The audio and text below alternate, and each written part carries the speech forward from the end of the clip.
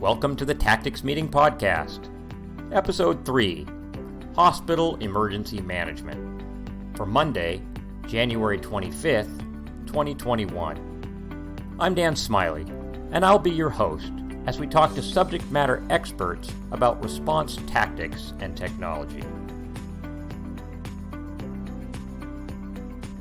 In the same way that oil spill and hazardous materials responses are managed under the incident command system, so our hospitals, when they go into abnormal operations, also go into emergency management. This is a requirement of the regulations under which they operate.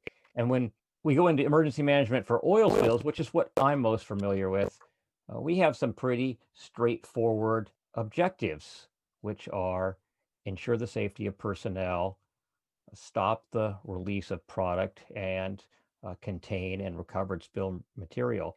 But those are not the objectives that hospitals have when they go into emergency management. And to help sort that out for us is today's expert, Liesl Peterson. Liesl Peterson holds a master's degree in nursing leadership and has 11 years experience in hospital emergency management. Liesl Peterson, welcome to the program. Thanks for having me, Dan. I'm thrilled to have you. And I want to start off by asking you, before we jump into hospital emergency management and how hospitals manage the ICS system, what triggered you from going from bedside nursing into emergency management? Well, it wasn't really a choice. I actually was a nursing supervisor. I was the person who was in charge of what we call bed control, how the patients move through the hospital and how they're bedded into their inpatient beds from the ER. And then I had this clause in my contract that said duties as assigned, and I came in one day and had a box on my desk. So there had been a big change in hospital requirements after Hurricane Katrina, and our hospital was not compliant. And so I was given this task, and that was opening a Pandora's box, really. Yeah, you know what? That reminds me when I was in the Coast Guard and I was a bosun mate, and one day I was sitting in the first lieutenant's office, and the chief bosun mate walked in with a big binder and dropped it on the desk in front of me, and he said, "Smiley, you're now the unrep captain, and we unrep in 2 weeks." And he walked out the door. Sounds like you had a similar experience. Yes, my chief nursing officer said, "How about you just be in charge of a couple drills?" And that became a full-time experience over the next year and a half. We brought the hospital up to compliance.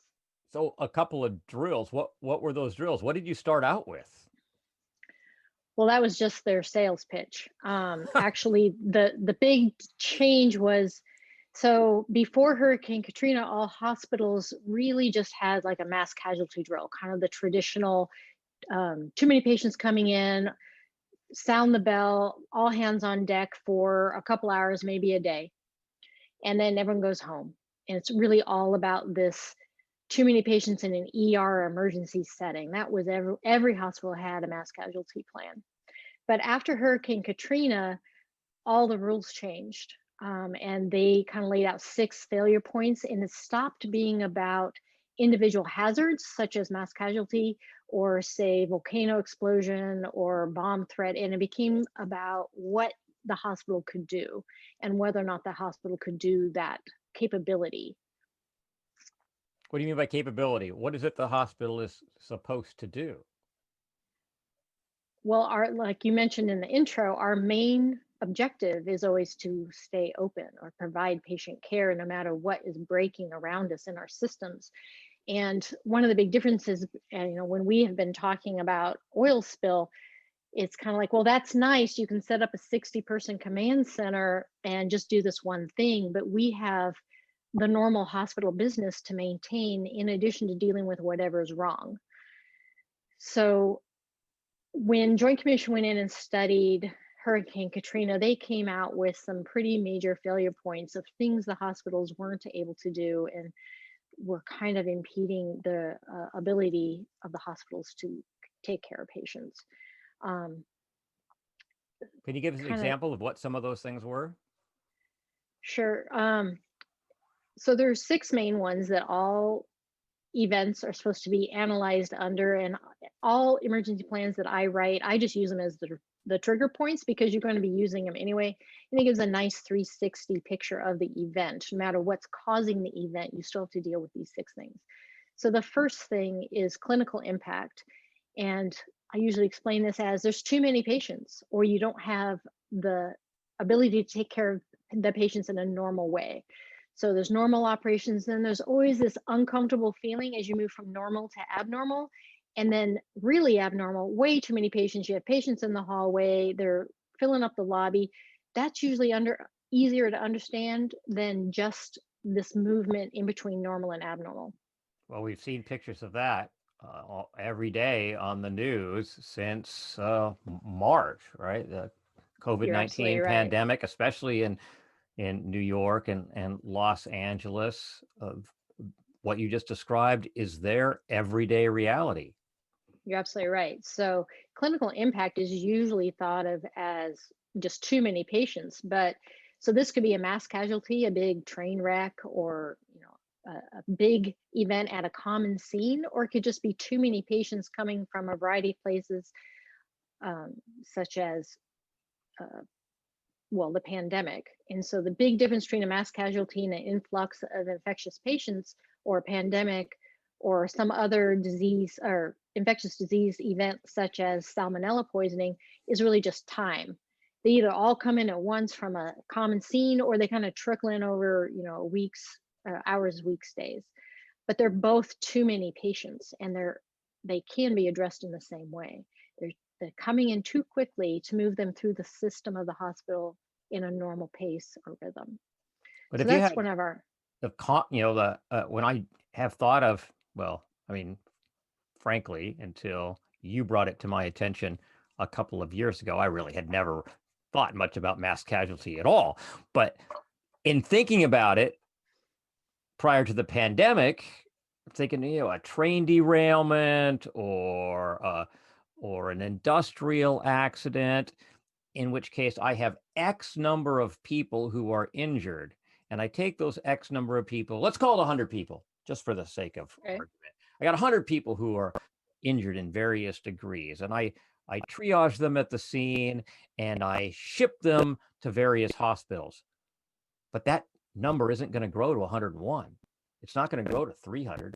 It's not going to grow to 1,000. But the pandemic, they just keep coming. How are That's right. how are hospitals dealing with that? Oh my God. I mean, it's mass casualty. I mean, this is a kind of a cliche thing to say at this point, but it's a mass casualty on steroids. That's right. Well, and I can't speak to other hospitals' plans, and that's like a whole nother conversation of how a hospital could deal with too many patients, either in a quick or a slow setting. But the clinical impact, either there's too many patients or you don't have enough staff or stuff to take care of them normally, is one of the huge trigger points to most of the emergency plans that I write. So another really big trigger point for a lot of plans is communication failure.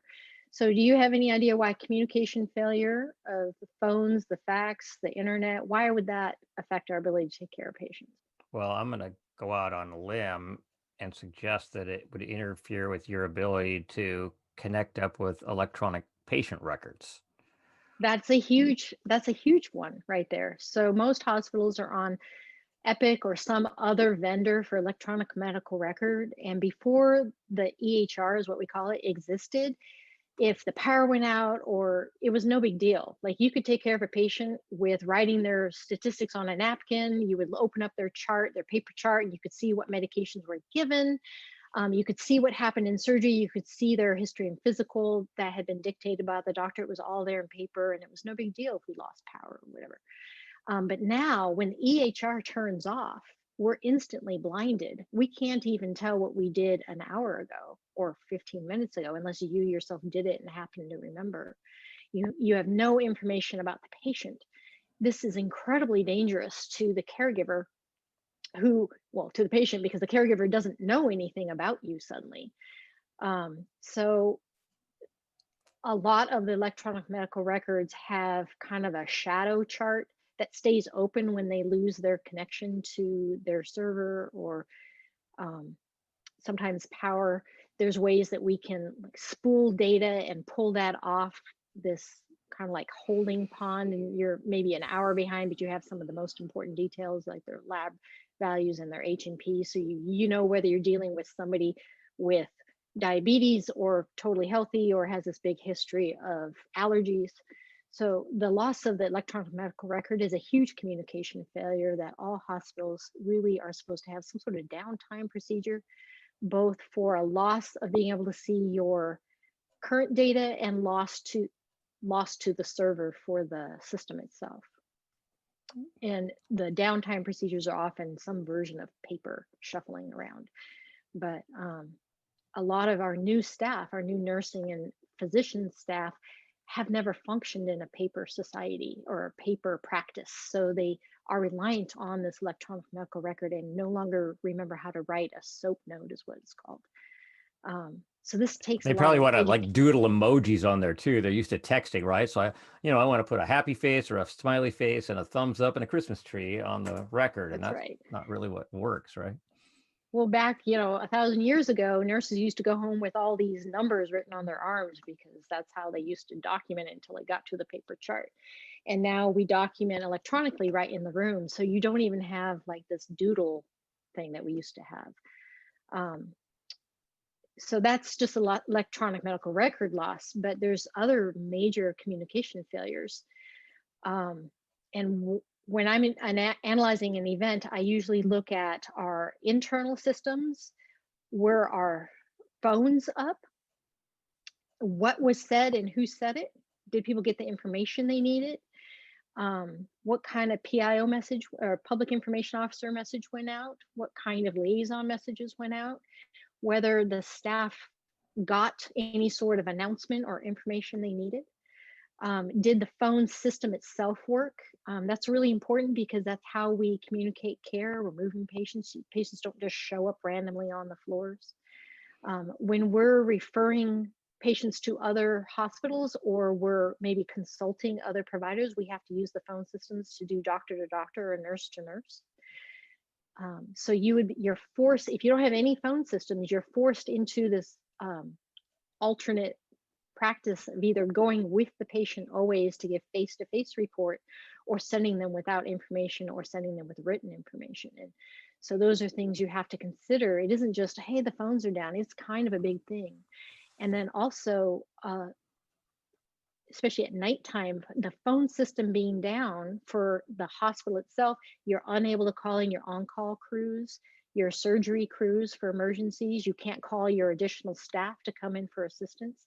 But also, the most important, the public cannot call 911. So if the public can't call 911 and there's no way to know that they're hurt or in need, they can't get assistance. And if 911 can't call into us or our EMS providers can't call in, we have people just showing up, and we could have prepared better for them. Normally we communicate with the EMS systems and they let us know what's coming, so we're ready and kind of primed when they walk through the ER doors. So that's phone.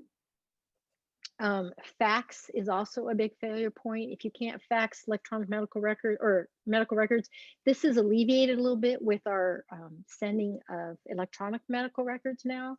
But this used to be a big deal because we get all of our record requests, and medical records themselves used to go by fax. Do you still use fax? Does it? We do. We use it internally, and we do use it some for hospitals that don't have one of the big Epic or Cerner electronic medical records. So you'll fax between floors or between units in the hospital? Yeah. Oh. Yeah. Not all hospitals do that, but some do.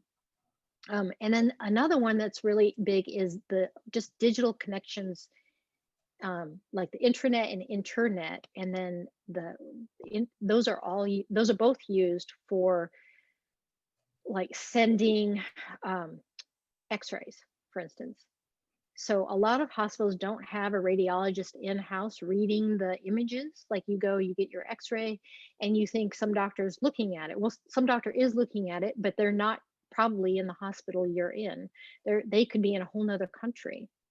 So if you don't have the internet or a phone, depending on how they're sending it, does the PACS system work sending that image, and then are they able to pick up the phone to call the result of what they read on that x-ray?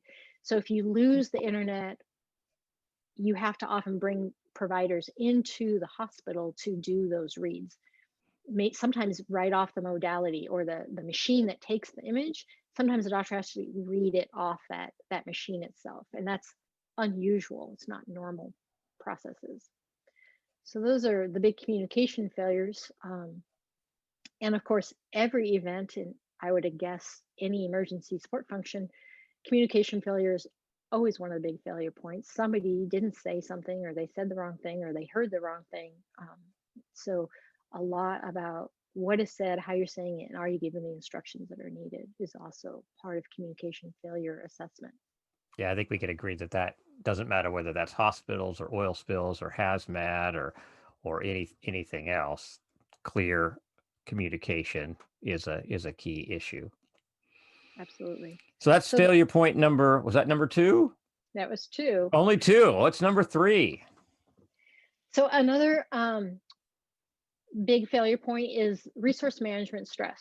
So what this means to a hospital is, do they have the stuff or the people to take care of the patients they have? And even if this is not too many people, maybe this is a normal amount of people, but suddenly you don't have any staff, or you don't have any stuff, or you don't have food or the lab reagents, or so there's a variety of things where it falls into this. And the biggest experience I have with this one is actually snowstorms.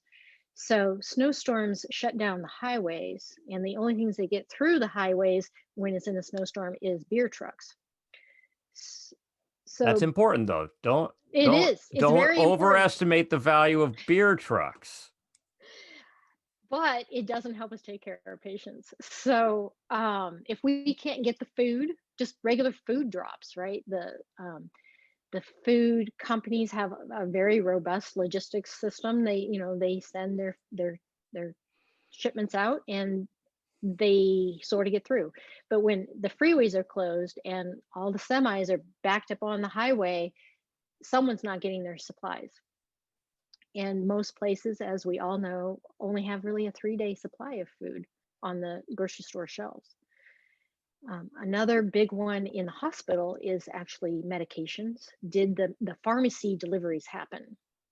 So just like any industry, or I assume any industry, we don't keep a year's worth of pharmaceuticals on the shelf. We keep our normal supply, maybe some backups of some really important ones. But part of an emergency manager for a hospital's assessment is how much is in the supply, on how much is in the cache on the shelf, and how regularly those shipments come in, and what routes do they come in? Do they come in by UPS, or do they come in on their own special Cisco truck?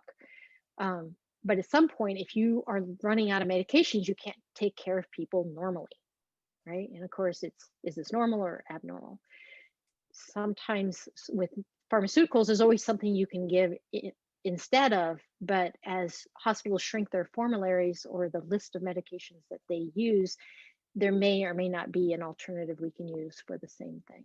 Sounds like there would be beer, though. There would be beer, but we don't really use beer in the hospital as a medication. We try not to. But even going outside of that, so we have, the food, the stuff we use. I had one event, it was a snowstorm that went on and on and on, where we ran out of those plastic pieces of equipment that we use every day just for basic care. The bath basin, the urinal, the things that people use every day, but we're not going to reuse them. But we ran out. And so we did some community sharing amongst the community partners.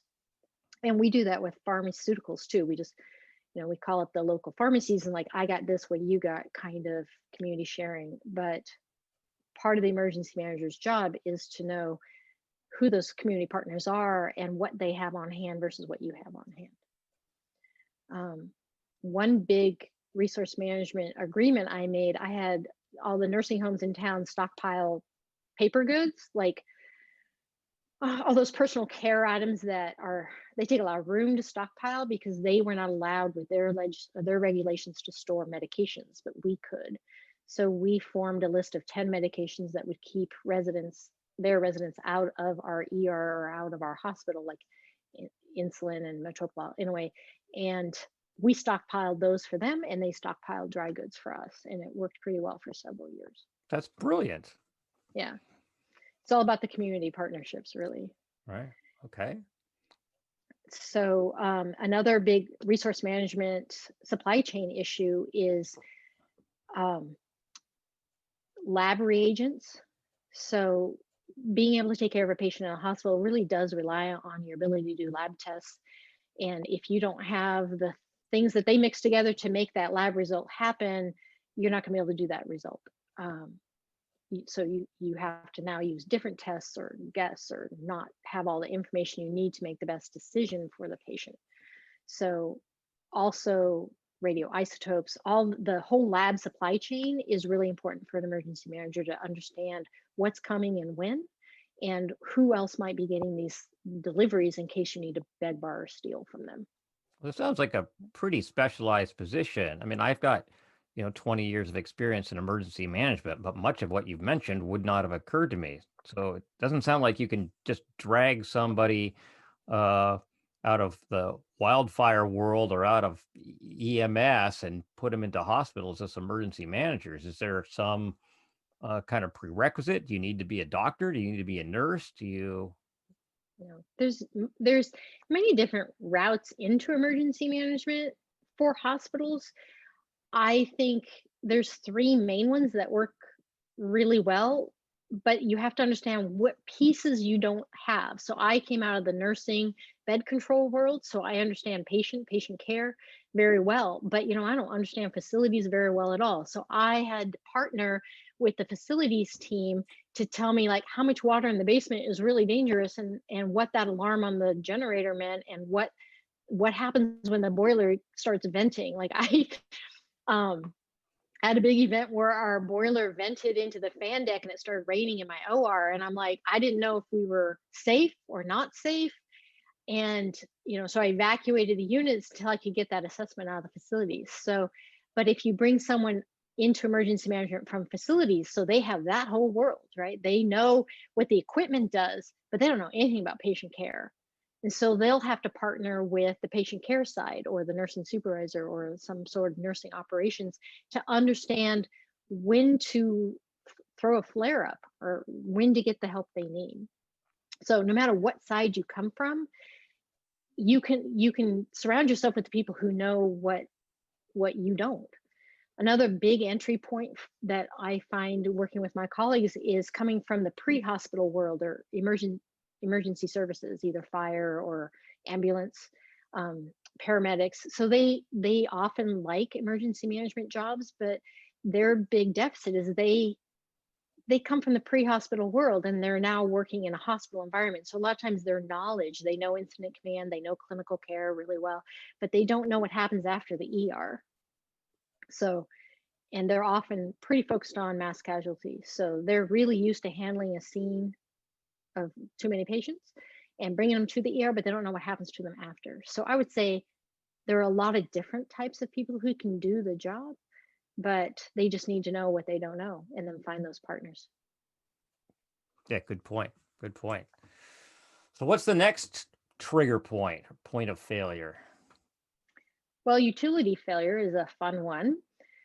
So this is really the loss of power, water, natural gas, um, something like, well, any of the utilities that help run the hospital. So if you lose water, can you guess why loss of water would matter to the hospital?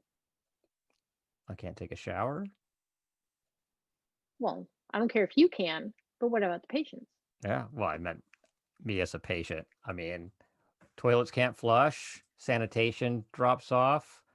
Well, we saw this. Are you familiar with the book 5 Days at Memorial? I am. It was written after Katrina. Memorial Hospital in New Orleans. They chronicled the events as the hurricane came in and passed, and their loss of water and power and oxygen and all of these other things. So those of you who are interested more in this topic, who have not read the book 5 Days at Memorial, I highly recommend it.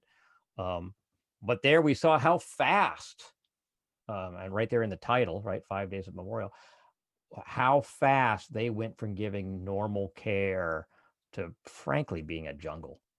Yeah, As absolutely. facilities support dropped off. Right. So when you lose water, just normal water, water that's like in the toilet, in the shower, it's really hard to keep the patients clean. Sometimes this is not a big deal. Sometimes this is a huge deal. Patients are sick. They're not feeling well. They need some just basic sanitation care. So you have to do something to deal with those untidy elements of patient care.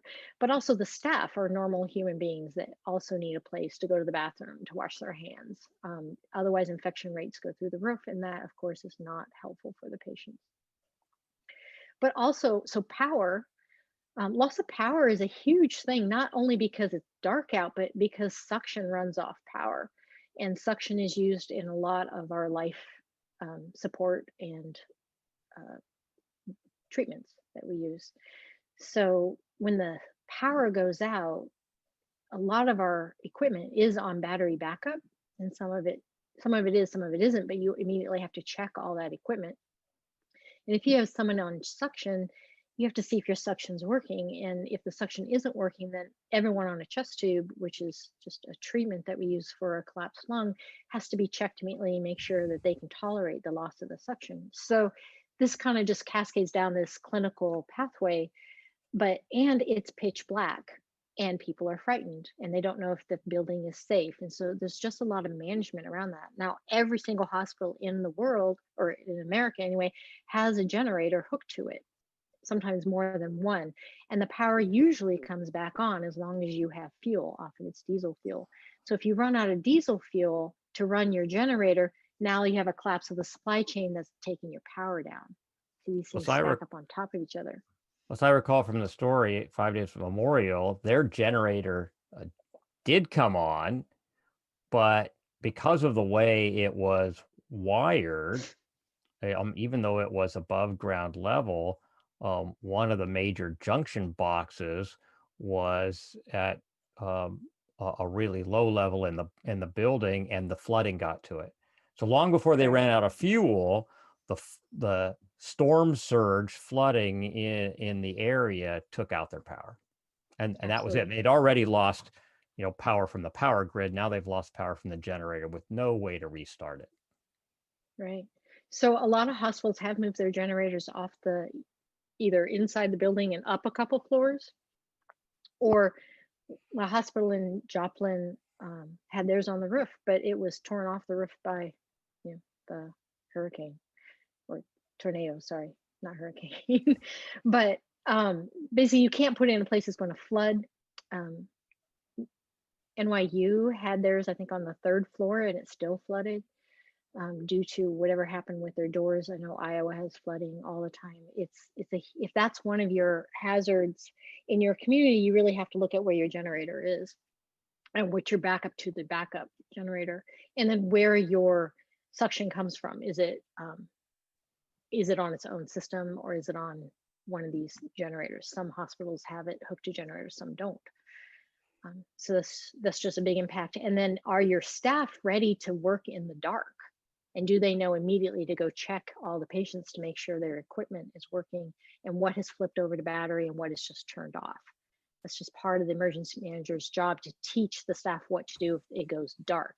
You can't be an effective emergency manager if you teach, oh, the generator will come on. Well, that's great. It usually does. That's amazing, right? We have this gift of temporary power. But what if it doesn't come on? You can't just take it that one step. You have to go to that next, where what if that fails? And then natural gas, I did have a real event where they were replacing the natural gas line in front of my hospital, and they cut it in half. So not only were they working in front of my ER entrance, so I had them coming in the back door, but now I have no natural gas to the hospital and a huge plume of natural gas out in front of the hospital, making everyone sick inside the hospital. So we had to quick convert our boiler, um, start the, I can't remember what, see, remember, I don't know anything about facilities. They started whatever alternate boiler they were using, and we had to deal with the natural gas break. And then we were out there way into the night. So we had all this access control set up to reroute our patient flow to the back of the hospital because you couldn't get in the ER. But now we're out there in the dark. And most hospitals don't exercise drills in the dark, and often they don't write their plans for the dark. So we had to quick figure out how we can make sure our access control people were seen by people driving on the street until this break was repaired. So that's natural gas. Also, sterilization, loss of sterilization will turn off your OR and impact your ability to take care of trauma patients. It just kind of cascades down deeper and deeper and deeper. Those are my big utility failure stories. Okay. So after that, what's the next trigger point? This one I always think of kind of combined safety and security, and this is a variety of things. So our biggest, so you can think about this as far as the building, is the building safe? So I'm living out here on the edge of Oregon, where our biggest threat is the Cascadia earthquake, where our building will probably collapse. And so I need to have a plan for search and rescue and seeing if the building is safe. You know, can the facility staff or somebody else vet the building for being inside the building? What is the life safety plan for fire response? Does the staff know how to get out of their smoke compartment? Do they know how to get the patients out of their smoke compartment? And do they know where to go? Is there a bomb threat plan? When somebody calls, does the staff know what to do? Does the staff know how to search? Does the staff know how to evacuate the building? Do they know where to go, how to communicate their need? Hauling patients around, especially when they're hooked to equipment like ventilators and things, can kill them. So this isn't just like the post office evacuation. They all just get up and walk out, right? Sometimes they're in a hurry, sometimes they're being very calm and orderly, but moving patients out of the hospital or even out of their one unit where they are is something that needs to be carefully taught and controlled, which is why most hospitals have what's called smoke compartments, where they just go sort of a horizontal move sideways to, they go out of this smoke compartment into this next one while the fire event is being dealt with. So is the building safe? Like I mentioned before, my boiler event, I did not know if the building was safe. And you know, what is the threat within the building? What is the equipment there that could put the patients in danger? And Not to then, mention that you've got a giant propane plume out in front of the hospital that's just looking for an ignition source. right, but also, you know, the clinical staff is very aware of how to take care of patients, but they don't know if that plume of smoke around the oxygen tank is dangerous or not. Is that a bomb? Is that dangerous? Is that no big deal? That somebody, should we call somebody? They just don't know what they don't know. And so most hospitals have huge tanks of oxygen outside or some sort of storage facility. They have tanks of fuel in the ground. They have equipment that's large and noisy and understood very well by the facility staff, but not by the clinical staff. And the facility staff doesn't understand if they flip this switch, they may or may not understand whether that's going to impact patients. So it's about communication on both sides of that. So anyway, is the building safe? This also comes in, do we have, you know, a shooting situation? So active shooter is an interesting event for hospitals because they are the recipient of the mass casualty should the shooting happen in, say, a school or a post office or somewhere else. So there's that response to shooting. Right, There's also you're receiving patients that are injured, right, which could be from a shooting or car wrecks or whatever. That's kind of your bread and butter, right? I receive injured people. right, absolutely. But then there's the shooting inside the hospital. If there's a shooting inside the hospital, our threat is a little bit different than schools. Hospital shootings are usually either a murder-suicide situation, or they're hunting for someone in particular that they're upset with. So they get deep into the hospital before the shooting starts. It isn't usually a pissed off patient in the ER looking for meds, although that could happen also. And also the weapon often comes off the security personnel in the hospital rather than something planned and brought in, as opposed to the school type of shooter where it's often planned out way before, and um, it's just a whole different cause and effect for a shooting in the hospital.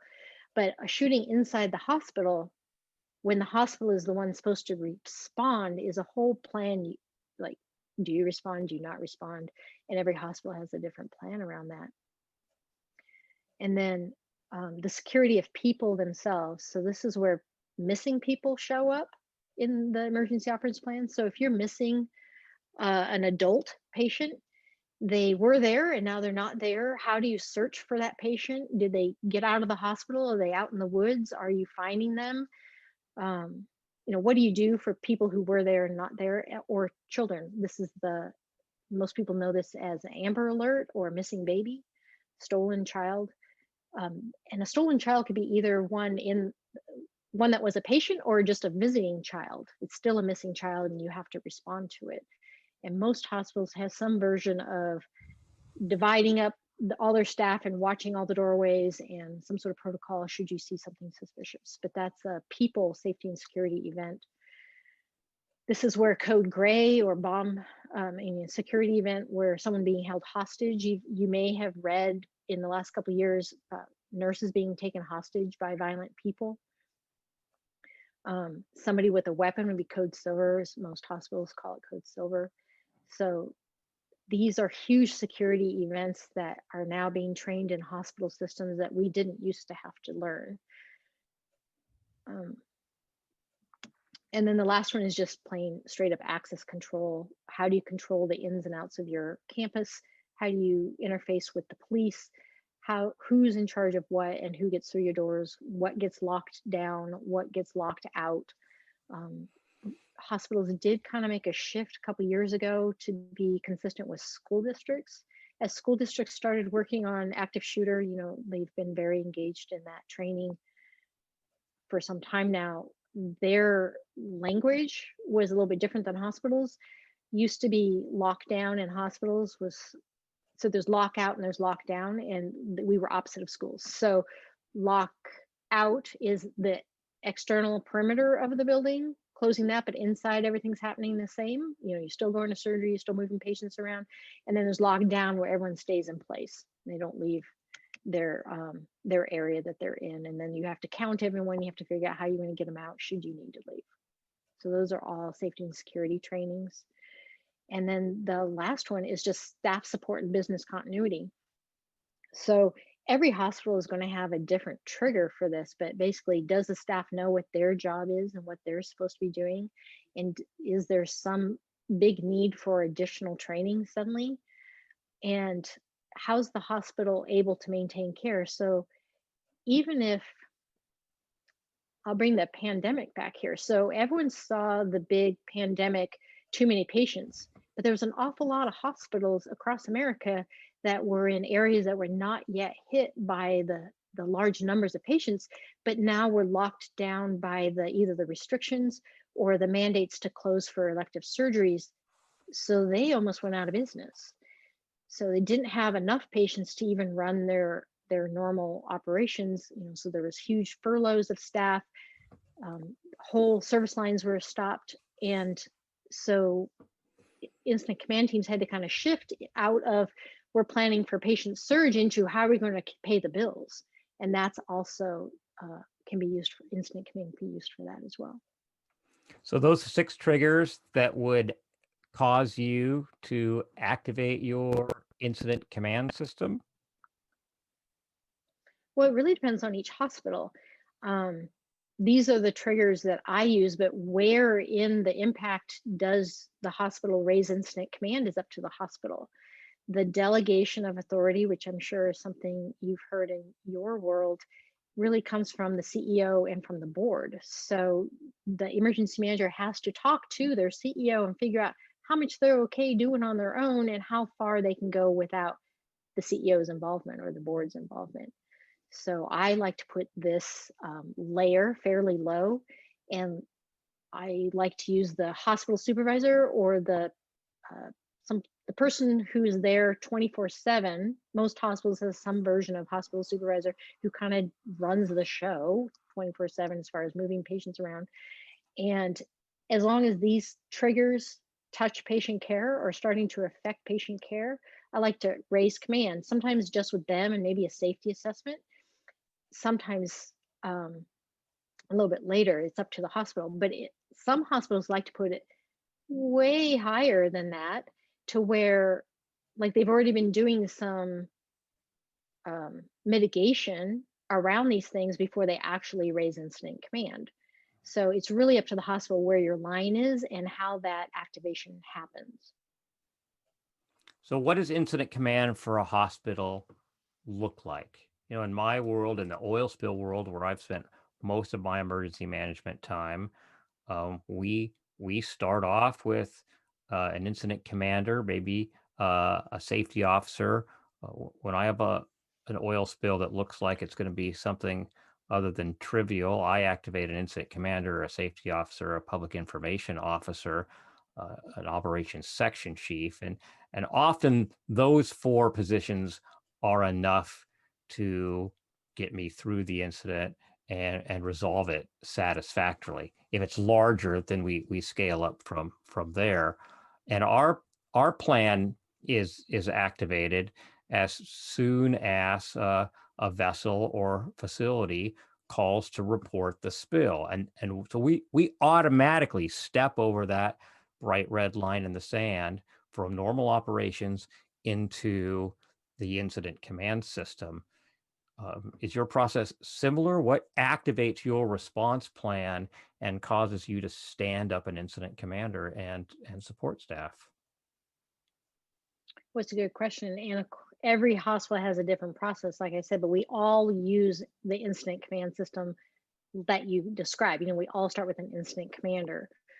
When that turns on is different for different hospitals, but most of the hospitals that I work with use some version of a duty officer. It's usually the hospital supervisor to identify the event and to raise command. They're the initial incident commander.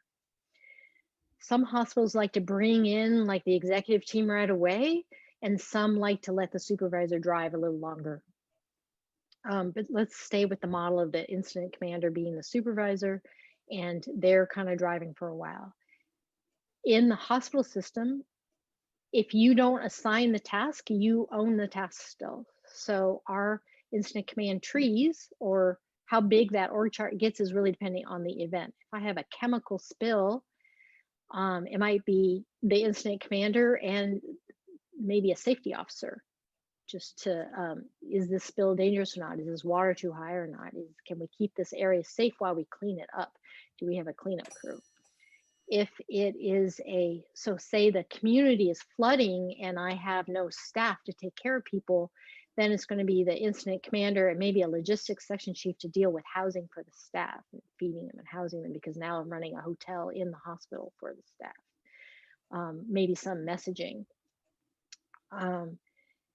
So we do the incident commander, then the two people who speak for the incident command team, if they're needed, are the liaison officer, probably similar to your liaison officer, kind of that business conversation between entities. So if I'm talking to another hospital, my liaison officer is going to be talking to their liaison officer about, hey, what do you got? I got 15 patients. Do you have 15 beds? Kind of thing. Or I need these supplies. Do you have those? And then the public information officer is very similar, I think, to your public information officer. Is what does the command team want the public to know, and what does the command team want the staff to know? This is the messaging out. This is what's happening. This is what we're doing. This is what we think is going to be happening.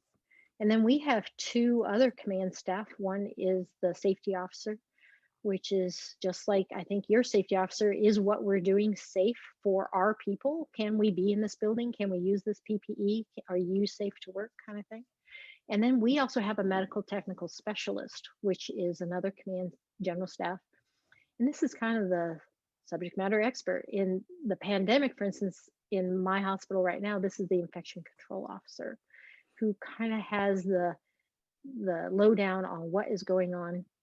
If you had a radiation event, I would have the radiation safety officer there. If it was, we kind of put the subject matter expert in there. And then below that, we have the same four section chiefs. Operations are taking care of patients, planning what's happening the next shift. Logistics, how are we going to do all the systems and stuff that takes care of patients. And then finance, because someone's going to file business continuity insurance at some point. Our problem is separating out the event from the normal sometimes, because everything Normal we're is still doing, happening, right? I mean, there's still some element of normal, right? right? So what does that look like?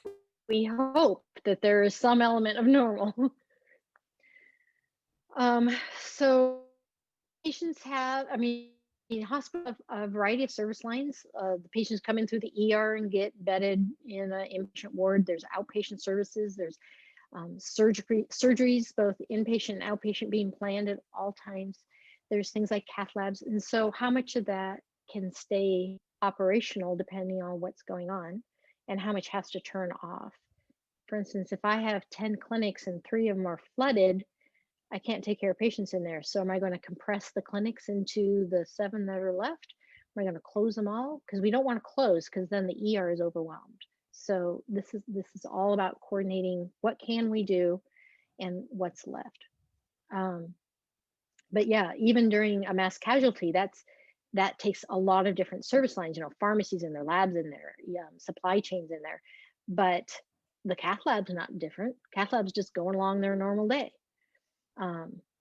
The wound care clinic's doing the same thing. Even the ICU might be doing a whole lot of normal. Maybe they hear they might have a patient out of that mass casualty, but their other 16 patients are still being cared for.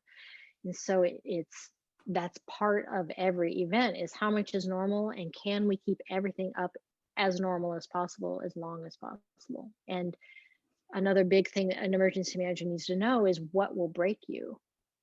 At what point do you have to close your clinics? At what point does your supply chain close off? At what point do you close your ICU? You know, what can you do if you don't have enough staff? How do you make your staff able to do more?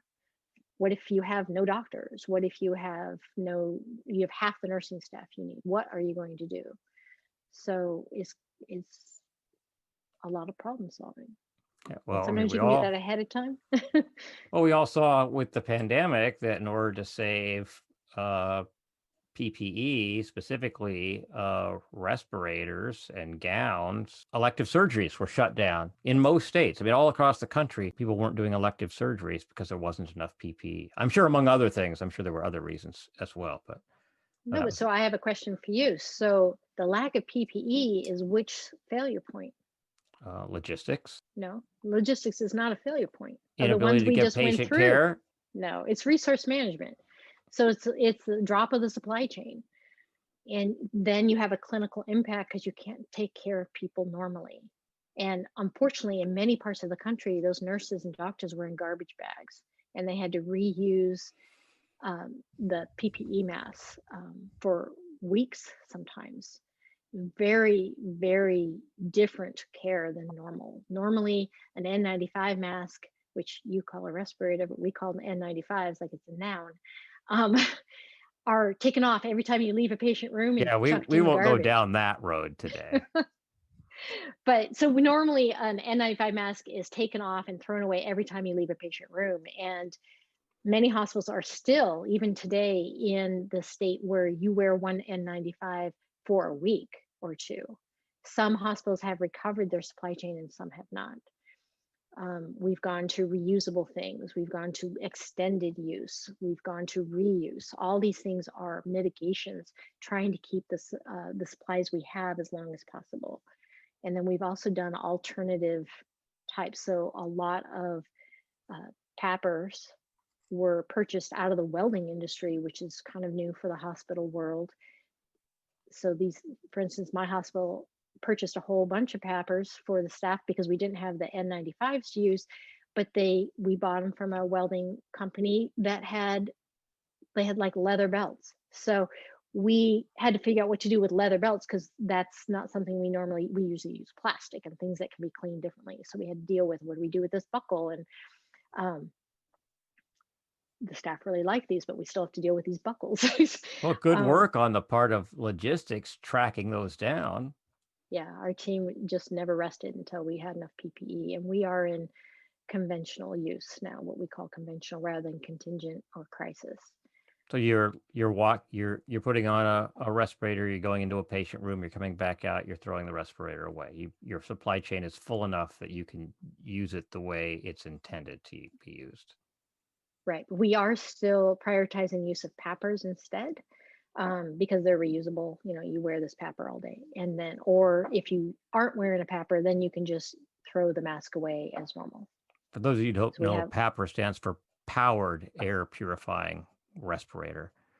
It's interesting. Talking about supply chains. I mean, we watched all sorts of things, not just as hospitals, but all over the country. The toilet paper was the one that everybody remembers, right? In the beginning of the pandemic, toilet paper disappeared, but other things became hard to find too as people started working from home. Like you couldn't find a webcam to buy to save your life. You couldn't find a microphone. And I went into Staples today, and there are racks now of webcams and headphones and microphones and little hand sanitizers. I mean, the supply chain is full again, and it sounds like it is for you as well. oh, it is, but you're absolutely right, because I went to buy a desk for my kid, and there wasn't a desk to be found anywhere.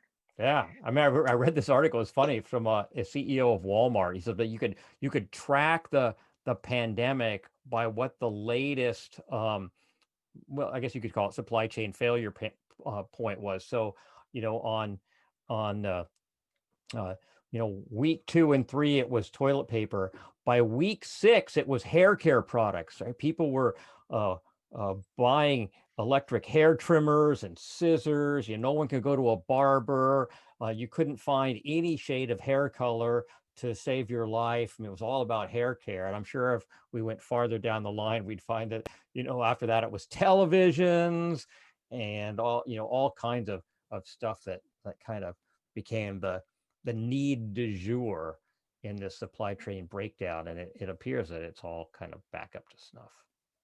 Well, kind of. We still have incredible death going on with the pandemic. I think people need to remember, put this one in perspective though. This has been, 8 months so far, pandemic and incredible impacts to people's lives, but we still have law enforcement, we still have sewage, we still have running water, we still have the supply chain up for the most part, at least as far as food. Some of these big disasters we're looking at are going to be much more impactful. And of course, I'm always looking at that earthquake, but we just need to keep looking at normal and abnormal and not get so tied up on the fact that we're wearing masks. You get used to it. Roger that. Yeah, I hear you. Well, this has been a really great conversation. A lot of things I didn't know about hospital emergency management, and I'm happy to know it. Thank you so much for taking the time to talk to us today. Liesl Peterson, our expert of the day. Thanks for having me. Thank you for joining us for another episode of the Tactics Meeting. I hope that you enjoyed listening to it as much as we enjoyed making it. If you did enjoy the content, please tell a friend. Be safe, and above all, don't do anything stupid.